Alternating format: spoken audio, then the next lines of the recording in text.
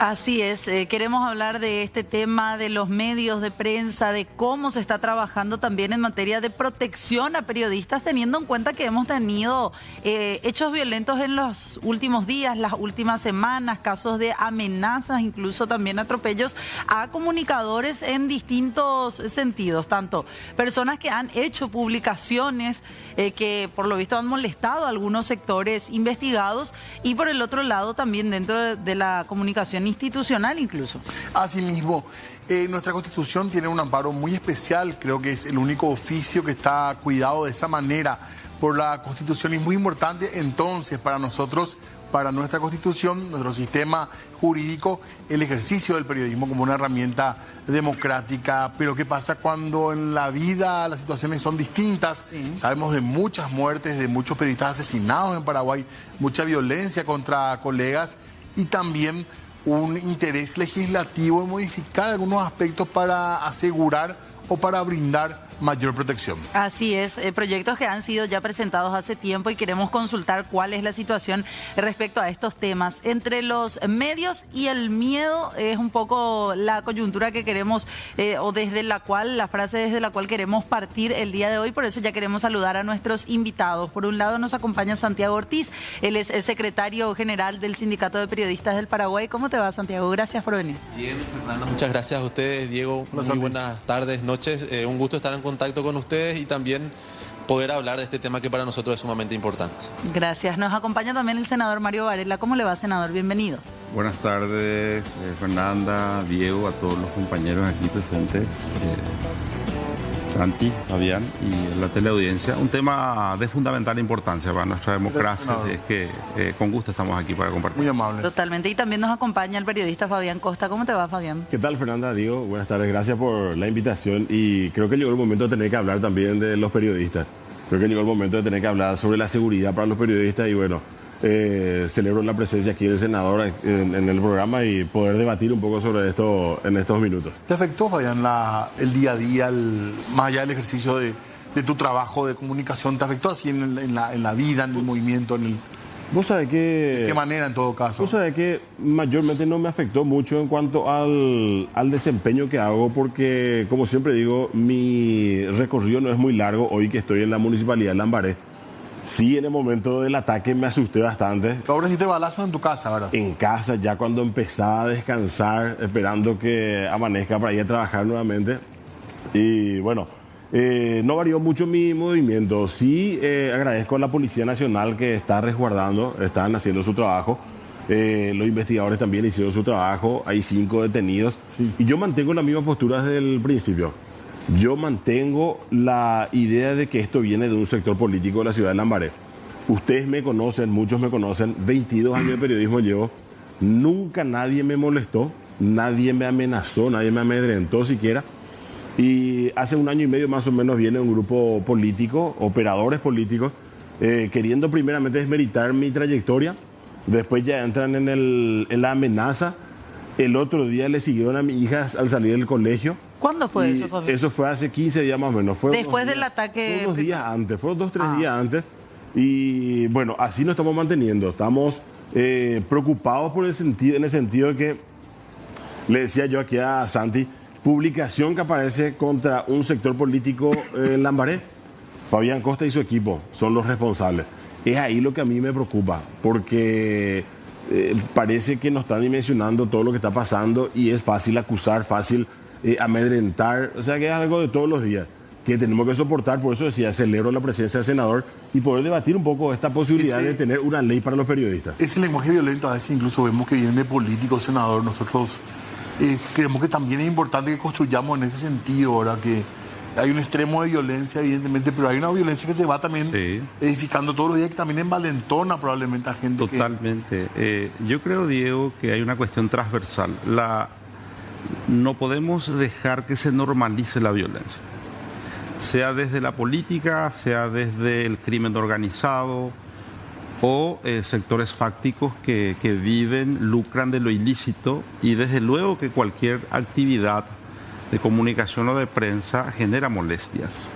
Hoy hay muchos sectores, no solamente el político es el que es tradicional, ¿verdad? Desde Desde tiempos inmemoriales siempre hubo una confrontación del contrapoder entre la comunicación, la intelectualidad, etcétera. Pero hoy tenemos muchos frentes. El crimen organizado, y acá Santiago lo sabe, estuvimos nosotros en Pedro Juan Caballero haciendo una audiencia pública en relación a esta ley que estamos presentando y vamos a tratar la próxima semana, Dios mediante, ley de protección a periodistas y a defensores de derechos humanos. Y lo que ellos te relatan ahí es de películas. O sea, parece Sinaloa, parece el Colombia, antes con todo respeto, ¿verdad?, estos países hermanos, pero ellos pasaron momentos muy difíciles. Lo que no podemos nosotros de ninguna manera es permitir como sociedad la normalización de la violencia. Lo último ocurrido con Fabián y otros colegas como Carlos Benítez y demás compañeros, eso es un gran retroceso. Por eso es preocupante, es una alarma para toda la sociedad. Y nosotros que tenemos un rol legislativo, la de elaborar leyes que busquen proteger a la sociedad.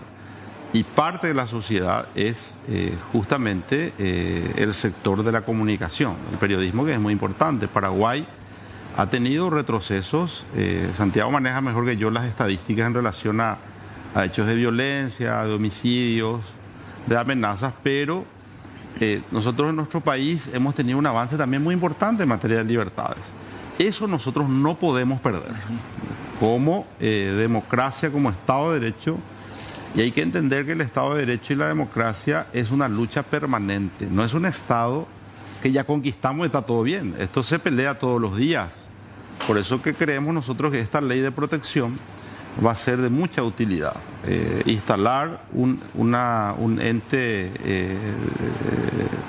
una institución, una mesa de protección. Es como la mesa, digo, porque tenemos la mesa de protección de prevención contra las torturas. Necesitamos un órgano, ¿verdad?, integrado, mixto, público y también del sector de los representantes de la comunicación para tomar medidas preventivas. Lo último ocurrido con los compañeros aquí, que estaba citando Fabián, ya tiene que tener una reacción. Hoy le decía fuera de micrófono y con esto cierro, hoy el comunicador es un ciudadano, de hecho es un ciudadano como cualquiera, pero debe tener una protección de Estado, no por la persona que ejerce la comunicación, sino por preservar la libertad de expresión y la libertad de pensamiento. Eso es lo que buscamos como ente jurídico protegido también en este proyecto de ley. Pero Santiago, en este caso, hablamos de un proyecto que ya se ha presentado hace 2 años, como mínimo, si no recuerdo mal, 2023, ¿verdad?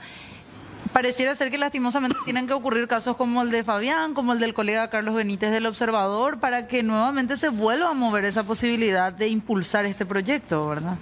Bueno, sí, lastimosamente cuando suceden este tipo de hechos es cuando más volvemos a mirar un poco cómo estamos nosotros en materia de seguridad. Muchas veces a nosotros como comunicadores, periodistas, nos toca abordar temas que afectan a otros, pero nos cuesta un poco mirar para el lado nuestro, ¿verdad?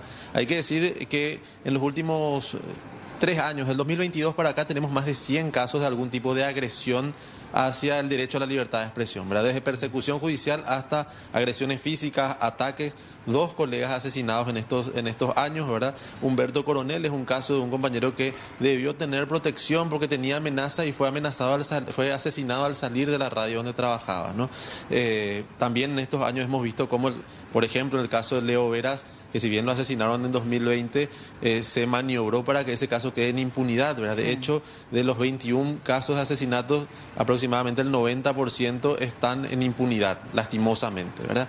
Ante eso es que el sindicato viene planteando justamente hace ya 10 años la necesidad de una ley de protección a periodistas. Ahora, en los últimos años pudimos trabajar bastante bien un proyecto de ley que se presenta como propuesta ya legislativa en 2023, el 26 de abril, Día del Periodista, y junto con la Comisión de Derechos Humanos del Senado, donde preside el senador Varela y su equipo técnico, al que agradecemos mucho porque hemos podido trabajar muy bien, pudimos hacer audiencias públicas y decirles, Diego, Fernanda, que esta es una necesidad de los colegas. O sea, nosotros recorrimos el interior del país planteando la propuesta y los colegas lo reciben con mucha hay mucha receptividad porque es una necesidad que se siente todos los días. Nosotros acá en Asunción podemos hacer una crítica, yo le puedo criticar al senador, puedo ser incluso hasta muy fuerte en mis críticas, pero no me voy a cruzar con el senador. Estoy en la redacción, salgo, me voy a mi casa y capaz no me cruzo. Ahora está pasando ya acá, como pasó con Fabián.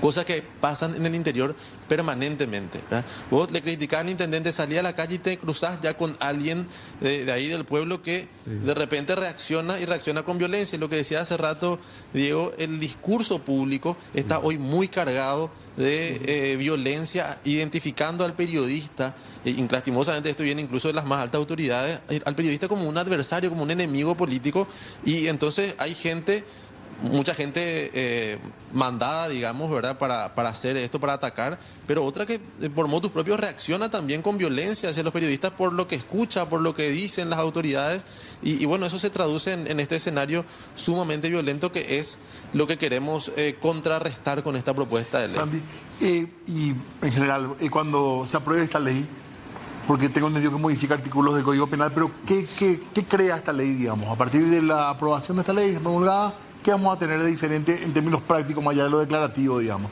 Bueno, lo que hace esta ley es crear un mecanismo de protección donde autoridades de alto perfil, digamos, del Ejecutivo, del Ministerio Público, de la Defensa Pública, del Poder Judicial, van a estar junto a representantes de organizaciones de periodistas y personas defensoras de derechos humanos en una mesa, la cual se va a recibir. Pongo un caso específico, vamos a recibir el caso de Fabián. Sí. Fabián fue amenazado. O sea, va a ser una institución, digamos. Va a ser una institución, sí, como similar al mecanismo de prevención de la tortura, que va a recibir una amenaza, un hecho puntual, y lo que va a hacer, que ahora no tenemos, es que se pueda dictar una medida de protección adecuada para cada caso, ¿verdad? Vamos al caso de Fabián, después él puede contar, seguramente profundizar. ¿Qué pasa si a él le están protegiendo la casa, pero si él sale de su casa sin protección? Claro. ¿En qué quedamos, verdad? Y muchas veces lo que tenemos hoy, que es la mesa de seguridad, que es un organismo similar, pero sin una legislación que obligue o que le dé potestad para dictar medidas, no puede decirle a la policía, usted le va a cuidar a esta persona, ¿verdad? Entonces muchas veces han pasado meses, muchas veces se relaja la medida de protección y ahí ocurren las cosas, ¿verdad? Entonces lo que vamos a tener es un mecanismo que se va a encargar de decir, estas son las medidas de protección y ustedes están obligadas a cumplirlas para garantizar la seguridad de los colegas. Fundamentalmente es eso, y lo que queremos es que ese mecanismo tenga presupuesto para ponerle un chaleco, ponerle un vehículo, si hay que sacarle del lugar al colega de la ciudad donde está ejerciendo porque está en riesgo, poder sacarle, pero también le traemos a Asunción, poner Pedro Juan le traemos a Asunción, pero dejar que acá pueda seguir haciendo su programa de radio, porque si no la censura se impone igual, ¿verdad? Claro. Y para eso hace falta recursos y bueno, eso es lo que buscamos. Así es, también agregar a lo que dice Santi, van a integrar personas de instituciones públicas de alto nivel. Estamos hablando de un viceministro del Interior, un fiscal adjunto especializado en la materia, hablamos también de un camarista del Poder Judicial, o sea, de un rango importante que tenga posibilidades de articular lo que está diciendo Santiago, porque lo que se busca es una capacidad operativa de articular con las instituciones de seguridad, llámese Fiscalía, llámese Policía Nacional. Hoy se hace, pero no tiene una institucionalidad protegida por la ley. Eso es lo que nosotros vamos a hacer con esto. Hay una sola discusión en materia de cambio legislativo en lo referido a las amenazas, lesiones, violación a domicilios. El proyecto original hablaba de que el Ministerio Público podía intervenir y elevar a la acción penal privada estos hechos del artículo 17 del Código Penal, Código Procesal. Estamos buscando, para eso se va a hacer la mesa técnica este viernes, estamos buscando consensuar, porque hay un muy buen clima, Diego, Fernanda, de que esto pueda aprobarse. La tendencia es la aprobación. En todo caso, si no logramos consensuar que se eleven estas acciones, la acción penal privada a acción penal pública, el Ministerio de la Defensa Pública podrá intervenir sin ningún costo para el afectado. Entonces, muchos cambios, demasiados cambios legislativos no hay, pero sí... Son un par de artículos del Código Penal. Algunos incisos numerales, sí. Pero lo importante es que, que esta comisión y esta Secretaría Ejecutiva, porque son dos órganos, pueda funcionar y ya podamos tener la sanción de la ley y la promulgación, si Dios permite, antes de fin de año, y va a ser un gran logro. Quiero decir también algo interesante. ¿Recuerdan ustedes el caso Santiago Leguizamón? Es un caso simbólico muy importante. Estamos a cuadra aquí de un monumento dedicado en su memoria. El Paraguay fue condenado por la Corte Interamericana de Derechos Humanos justamente porque no tiene un mecanismo, una ley de protección de periodistas. Paraguay carece de una ley de protección. Y creo que figuraba entre las recomendaciones mismas. Exactamente. Dentro del fallo, Fernanda, efectivamente el Paraguay como Estado está obligado. O sea, nosotros vamos a estar cumpliendo también una sentencia con esta ley. Por eso es muy importante para el Estado mismo y además para los comunicadores que ejercen el periodismo. Ahora, senador, ¿se va a garantizar que tenga el presupuesto? Porque ese me parece un punto sumamente importante para no generar simplemente un mecanismo que no pueda funcionar. Porque uno no se conforma y dos no tiene plata para sustentarse. Absolutamente. Desde el punto de vista, digamos, presupuestario, es ínfimo. ¿Cuánto? Es muy pequeño. No tengo la cuantía, Fernanda, pero no va a ser más que el mecanismo de prevención de tortura. Incluso puede ser menos. Y no es esa la prioridad tampoco. Los propios comunicadores con quienes trabajamos muy bien en los últimos meses ya, nosotros somos conscientes de eso. Estoy seguro que los colegas también, legisladores y el Ejecutivo, tienen que entender la importancia de esta ley. No creo que sea un inconveniente contar con ese presupuesto, no va a ser mucho. Les comento que Chile, Brasil ya tiene una ley de protección.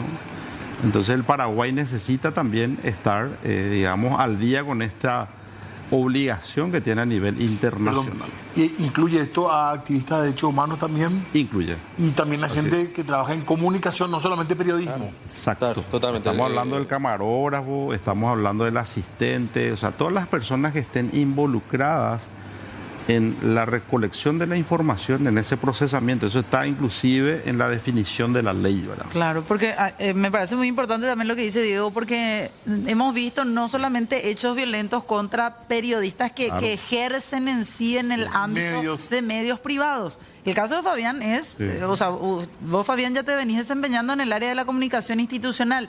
Leía nomás y recordaba también los comunicados que se hacían sobre la colega Sara Núñez, que forma parte también de la comunicación institucional del Hospital de Clínicas. O sea, se traspoló también a ese sector de trabajo. Imagínense, estaba escuchando atentamente aquí al senador y creo, como le decía fuera de ahí también, es buena hora este proyecto de ley. O sea, creo que es el momento ideal para poder aprobar esto, sancionar y que se pueda promulgar.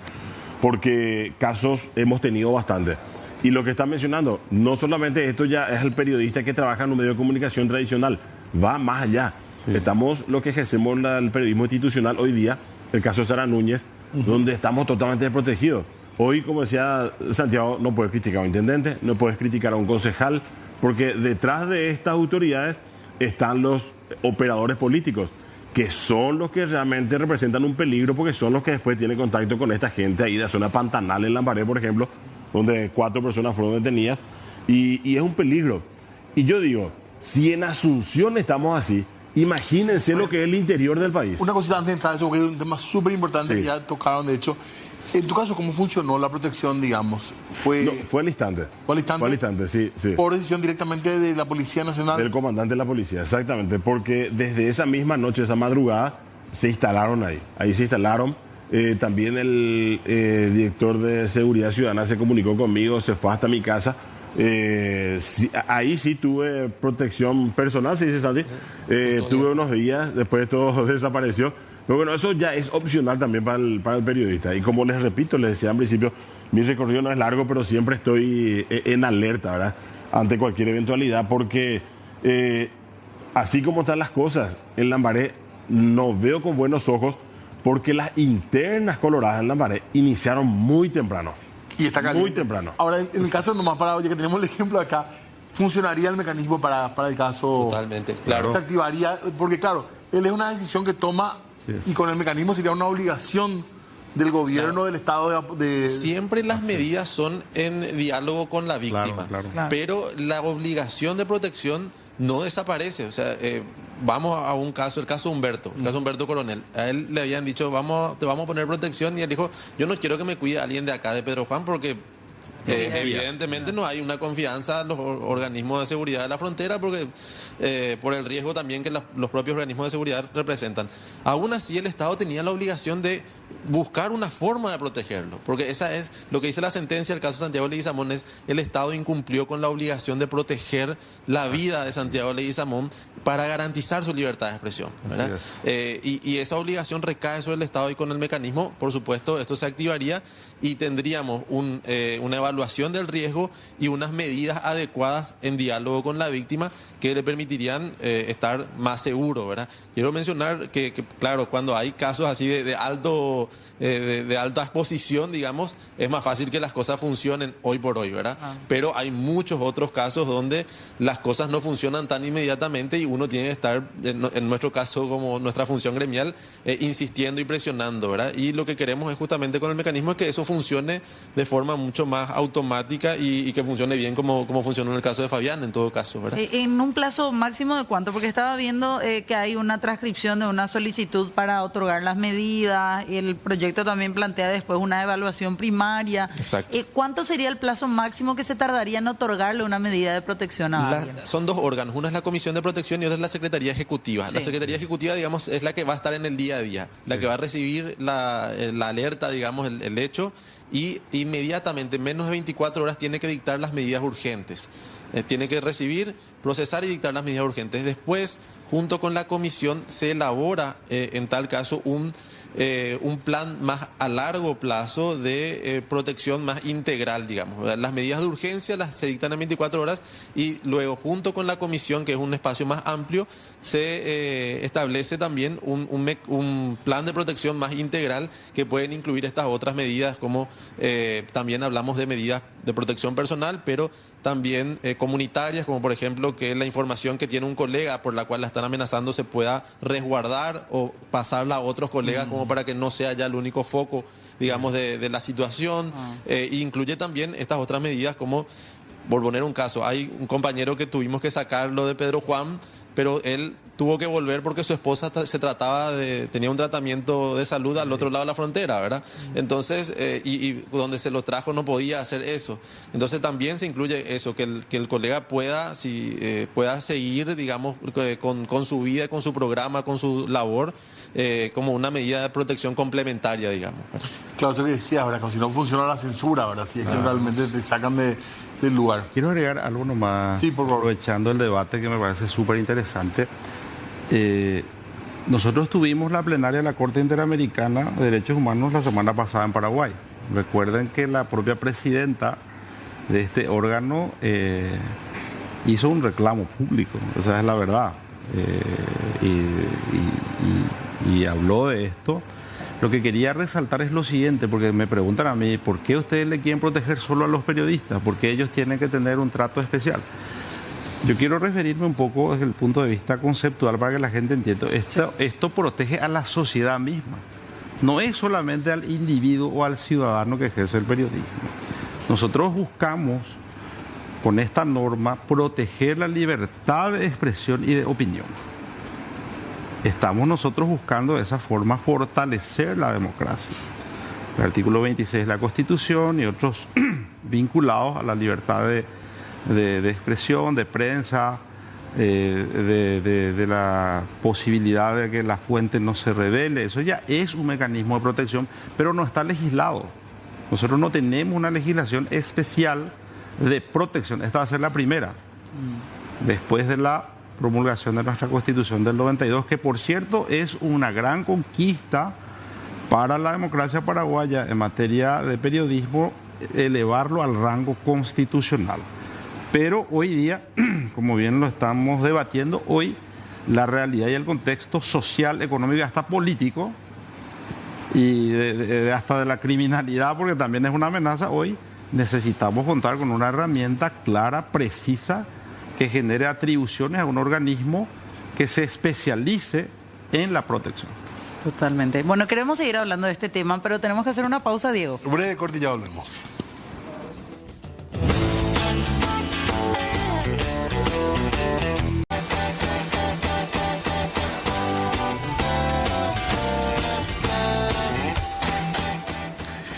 Ya pasaron de las 19, Fer, seguimos hablando de este tema muy interesante, por supuesto, modificación de la legislación penal, pero aparte la creación de una institución que va a preservar el trabajo de los comunicadores también. Sí, señor, protección para los periodistas, las periodistas, teniendo en cuenta que hemos visto hechos violentos, hechos de amenazas, incluso en los últimos días contra varios comunicadores. Y estábamos aquí hablando con Fabián también. Fabián, ¿vos fuiste denunciado, fuiste querellado en los últimos días? Sí, a mí me demandó la concejal Carolina González de Lambaré por supuesta violencia contra la mujer. ¿Cuándo fue eso? Eso fue exactamente una semana después del atentado y me llama la atención porque no sé de dónde viene. El viernes 3 fue la audiencia, yo recusé al juez, todavía no me respondieron, pero me adelantaron de que las pruebas contundentes de las que habla son algunos memes de su cara que se enviaron en un grupo de WhatsApp. Y algunos que otros comentarios que habré hecho en mi programa de un canal local y de un canal por cable. Que, ahí en la como víctima, digamos. Bueno, sí, pero no recuerdo, antes yo no recuerdo haber hablado porque no hay mucho que hablar de la concejal en cuanto a su gestión, por ejemplo. No recuerdo haber hablado porque estoy aguardando la nueva fecha de la audiencia para conocer más sobre esas pruebas. Pero como te digo, me adelantaron de que su prueba contundente de hostigamiento es algunos memes de su cara. ¿Y te dieron algunas medidas? Sí, cuando me citaron ya me dio unas medidas que es, por ejemplo, no amedrentarla, ella y su familia, no hostigarla, no hablar ¿No de mencionarla? ella. No mencionarla, no dice, pero no molestarla a través de ningún medio de comunicación ni redes sociales. No sé a qué llama molestarla. Esa parte de la historia no Claro, entiendo. es ambiguo también. Claro, aparte que una autoridad tiene que saber que siempre está expuesto. Acá el senador le puede decir, yo no sé, no escucho mucha crítica del senador, pero creo que sabe, pues tiene unos colegas también que son muy criticados. Y yo no sé qué tiene que pasar para hacerle callar a un periodista, por ejemplo. No sé, Pero cuando no es entiendo. pública, ¿verdad? No, es muy Claro. difícil no... Lo que pasa es que es la naturaleza de la democracia, o sea, hasta puede ser injusto también. Pero la política es justamente confrontar ideas. Para evitar la barbarie existe la política, porque si no vamos a irnos todos a la fuerza, a una confrontación física. Entonces, es natural. Y uno en democracia tiene la posibilidad de poder rebatir o hacer el descargo correspondiente. Entonces, por eso decía yo hace rato al inicio de nuestro debate, es peligroso normalizar eso. Es peligroso generar una situación en donde haya una reacción de grupos políticos, cualquiera sea el grupo, de buscar censurar o acallar. Es cierto, uno puede estar o no de acuerdo, repito, pero no se puede de ninguna manera censurar. Eso es imposible en un sistema democrático, en un sistema donde tiene que existir la garantía. Recuerden que la libertad de prensa es una extensión de la libertad de pensamiento y la libertad política. Forma parte, porque existen distintas formas de ejercer periodismo, ¿verdad? Ustedes lo saben mejor que yo. También hay periodismo de análisis, de información, o sea, hay distintas maneras, por lo que uno tiene que entender de que en una sociedad compleja, en donde ahora tenemos redes sociales y hay demasiada información, es hasta natural.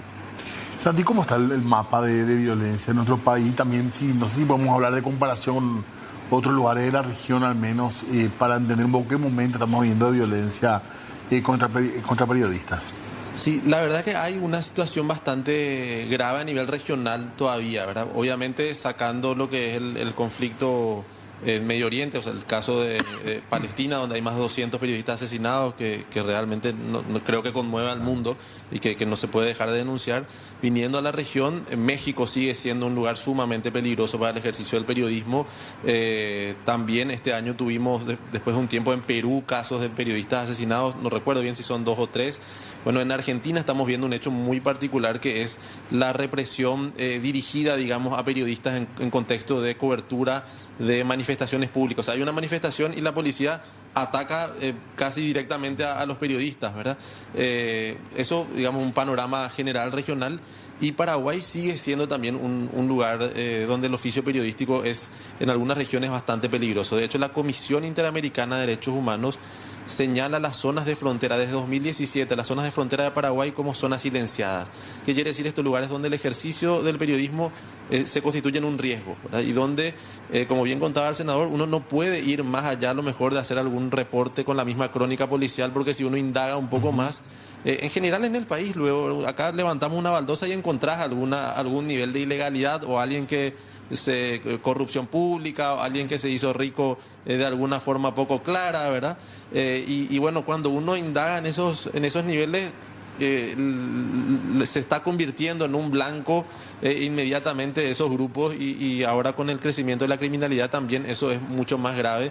Contaba Fabián su caso, o sea, es ir a un barrio marginado de una ciudad, contratar personas por 100, 200 mil, 300 mil guaraníes y que ejecuten una orden, ¿verdad?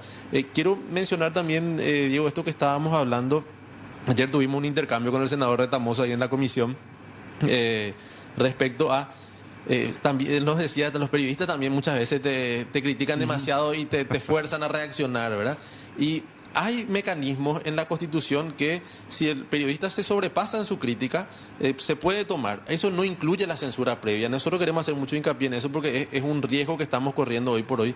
Hay jueces que están dictando medidas de censura previa que no están acorde a lo que es la Constitución y mucho menos a la Convención de Derechos Humanos a la cual debe ceñirse en la normativa paraguaya, ¿verdad? Pero están esos mecanismos, o sea, las autoridades pueden recurrir también. Ahora, tienen que saber que nuestra función como periodistas es justamente cuestionar el poder, es molestar, y si nosotros molestamos estamos haciendo bien nuestro trabajo.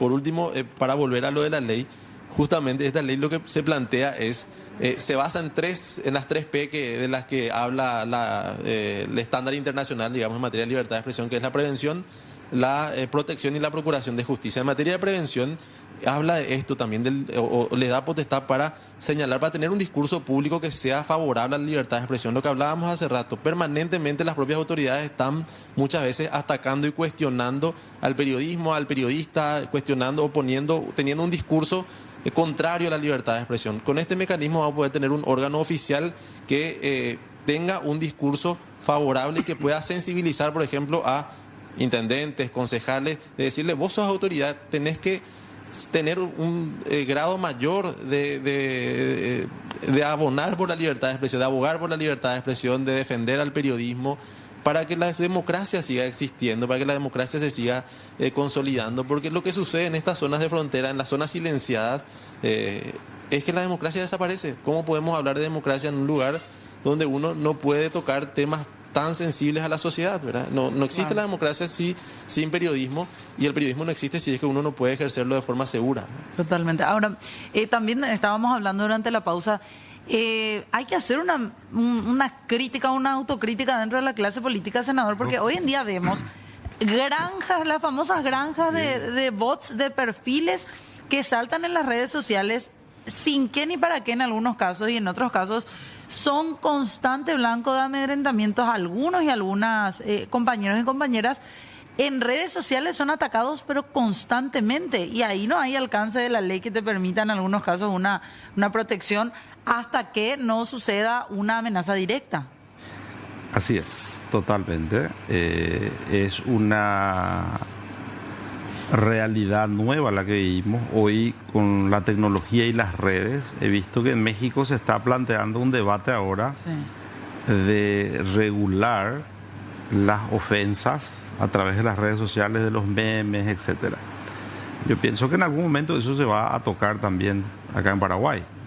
De cualquier forma, Fernanda, estamos viviendo una sociedad más agresiva, de mayor intolerancia. Eso es lo que estamos observando. Y pareciera ser que cada grupo se va especializando en generar seguidores hostiles, que buscan generar censura, porque existe también lo que se llama la autocensura. Claro. O sea, cuando vos te sentís muy amedrentado, voy a dejar de tocar este tema. Voy a dejar de publicar voy a dejar de comunicar esto. Sí. Entonces, estamos de cualquier manera afectando la libertad de expresión. Por eso que es tan importante iniciar y aprobar esta ley, sancionarla y promulgarla, va a ser un avance importante para ir también a temas que vos estás tocando, que es un tema mucho más específico. Quizás eso en la mesa técnica, cuando tengamos constituida la comisión y la Secretaría Ejecutiva de Protección, se pueda abordar también esos temas. Yo pienso que esto es transversal y es un tema clave para nuestra democracia. Creo que es un momento clave de tener una ley de protección, va a colocar al Paraguay entre los países de mayor avance en materia de protección. Claro, porque de hecho creo que fuimos avanzados ahora con nuestra Constitución cuando se encargó de esa manera. ¿Y cómo está el trámite legislativo, digamos? ¿Cuál es el ambiente con respecto a esto? Bastante bien, gracias a Dios. Desafortunadamente ocurrieron hechos como el de Fabián y otros compañeros que llamaron un poco, digamos, a la reflexión, porque en principio no es que teníamos muy buena receptividad, hay que ser sinceros, había ciertas dudas, pero hoy yo creo que hubo una mayor sensibilidad y conciencia. Creo que valió la pena el trabajo que se hizo también acá con el sindicato de periodistas y la opinión pública, porque hay que entender algo, ¿verdad? También los medios de comunicación también son empresas. Lo que busca es proteger al que ejerce también la libertad de expresión, no solamente del político agresivo, no solamente del crimen organizado, sino también de los grupos económicos que a veces también generan censura, ¿verdad? Y también puede haber presión sobre sus propios empleados. Exacto, por eso te digo, entonces por eso es demasiado importante, porque nosotros hemos tenido una precarización importante en materia laboral también para los comunicadores. Eso hay que entender, hay censuras diferentes, ya no es más el militar que te lleva preso a la mañana, ya no es así, pero hay otro tipo de censuras, como está diciendo Fernanda, el amedrentamiento a través de las redes, u otro tipo de mecanismo. Fulano es problemático. Exactamente. No a fulano y problemático, entonces, sí que reclamen tus derechos. Yo creo que es mucho más complejo si vamos a hablar del tema del periodismo, su evolución y de la protección también del ejercicio, ¿verdad?, la libertad de pensamiento. Claro. Fabián, en tu caso, para ir cerrando también, ¿hay un temor hacia la determinación que va a tomar la justicia o no? Y como dije de un principio, yo, luego de ocurrido lo que ocurrió en mi casa, rápidamente la policía se constituyó, investigación e hizo su trabajo, un trabajo espectacular de la policía, no me quejo en absoluto para nada, pero sí el Ministerio Público. El Ministerio Público en un principio estuvo ausente, la fiscal muy poca información provee. ¿Quién es la fiscal? Verónica Mayor, de la Unidad 3 de la Fiscalía de Lambaré. Okay. En los últimos días me pude comunicar con ella, pero recién ellos están recepcionando, o sea, solicitando el resultado de las pericias de los teléfonos incautados, que va a ser determinante en cuanto a la conexión entre los autores materiales y los intelectuales. ¿Cuántos son los detenidos hasta ahora? Son 5 en total. 5. Son 5 en total, que sería un jefe, por llamarlo así, que fue el que aparentemente contactó con los actores intelectuales, y los secretarios, para graficar el concepto, ¿verdad? Los que fueron detenidos en la zona de Pantanal, en Lambaré, y se aguarda por resultados. Así es que yo le insto al Ministerio Público que haga el trabajo que tenga que hacer, que no tenga que temblar la mano a la fiscal si es que existe alguna conexión de lo que yo sospecho y lo que sospecha la gente que me rodea también. Porque en un principio un sector político en Lambaré quiso desviar la atención instalando otro tema que nada que ver tiene. Incluso hablaban de cuestiones pasionales que absolutamente nada que ver tiene.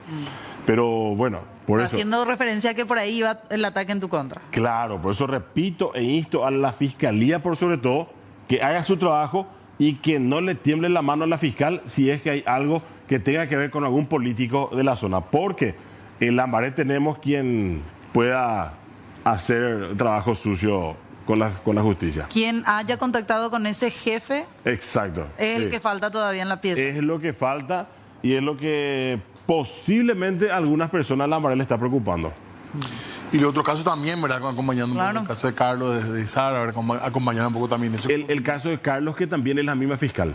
Ah, la misma. La misma fiscal, porque el caso ocurrió esa madrugada del 17, en la noche del 17 ocurre en la casa de Carlos, que está ahí a la vuelta de casa. Claro, todo cercano Sí, también, cerca. ¿verdad? Bueno, vamos a estar atentos por sobre todo a ese tema, al avance, porque es fácil que caigan los autores materiales, pero no los intelectuales. Y hemos tenido casos de grandes, a escala incluso de la Fiscalía misma, ¿verdad? El caso Marcelo Pecci, de otro sector, pero en donde seguimos preguntándonos también quién es el autor intelectual, ¿verdad? Así mismo, senador, para terminar. No, estamos realmente muy entusiasmados con esto.